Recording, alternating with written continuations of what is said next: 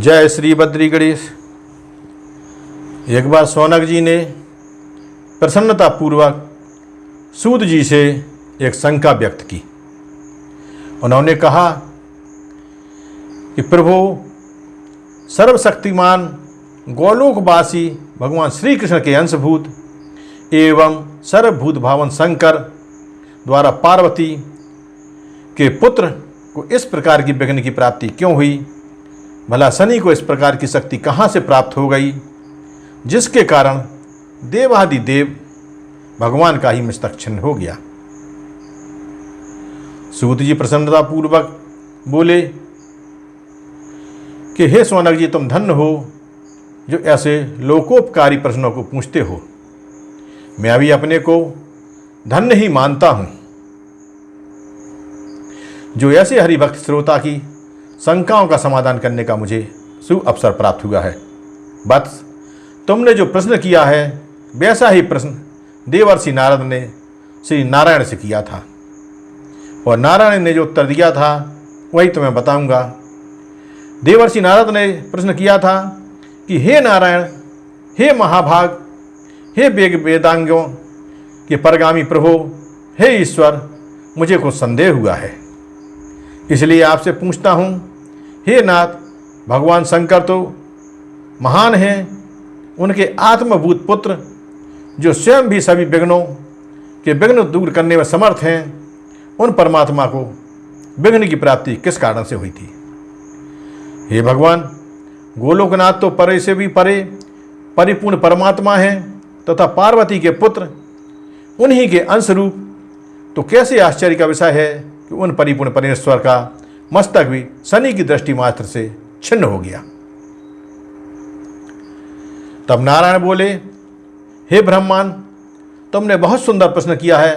तुम सावधान होकर अपने प्रश्न का उत्तर सुनो। बहुत प्राचीन काल की बात है। एक बार भगवान शंकर ने सूर्यदेव को अपने त्रिशूल से मार गिराया था। इस कारण समस्त संसार में अंधकार छा गया। महर्षि कश्यप उनके चेतनाहीन शरीर को गोद में लेकर विलाप करने लगे। उस समय त्रिभुवन में अंधकार के कारण हाहाकार होने लगा, जिससे सब देवता भी अत्यंत त्रस्त हो गए। महर्षि कश्यप ब्रह्मा जी के पुत्र परम तेजस्वी एवं प्रकाशमान थे।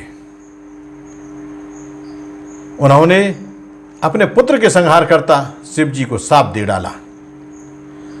शंकर, तुमने आज जिस प्रकार से मेरे पुत्र का वक्ष स्थल विदीर्ण किया है, उसी प्रकार से तुम्हारे पुत्र का भी किसी दिन मस्तक छिन्न छिन्न हो जाएगा। इस शाप को सुनकर शिव जी को भी क्रोध आ गया और वे कश्यप को श्राप देने के लिए उद्यत हुए। तभी ब्रह्मा जी ने मध्यस्थता कर उन्हें शांत करने का प्रयत्न किया। ब्रह्मा जी बोले, हे देवादिदेव, हे महादेव, आप तो तीनों लोकों के स्वामी और संहार करता हैं। यह समस्त जीव आपकी ही करुण दृष्टि से देख रहा है, इसलिए अतएव हे प्रभु, आप क्रोध को त्याग दीजिए और कश्यप से प्रतिशोध मत लीजिए। हे नाथ, आपके ऐसा करने से विवाद और भी बढ़ जाएगा।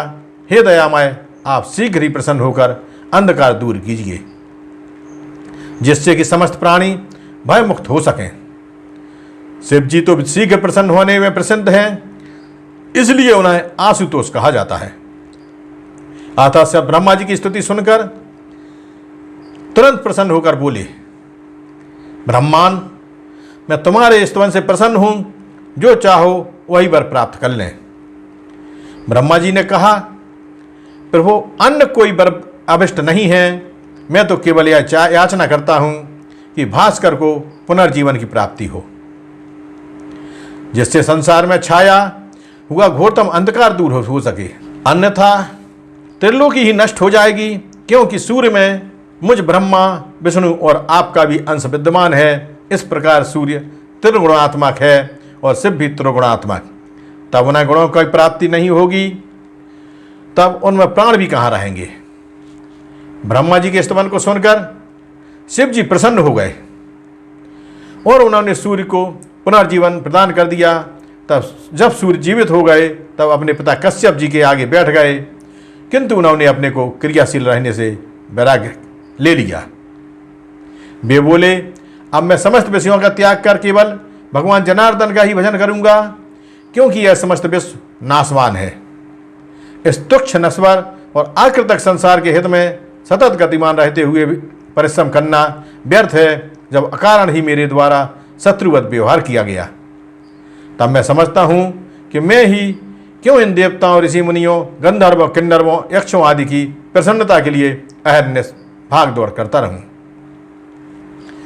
तब सभी देवताओं के निवेदन करने पर ब्रह्मा जी ने सूर्य को समझाया, वत्स, संसार में जो उत्पन्न हुआ या प्रकट हुआ है उसे अपने अपने कर्म को करना होता है।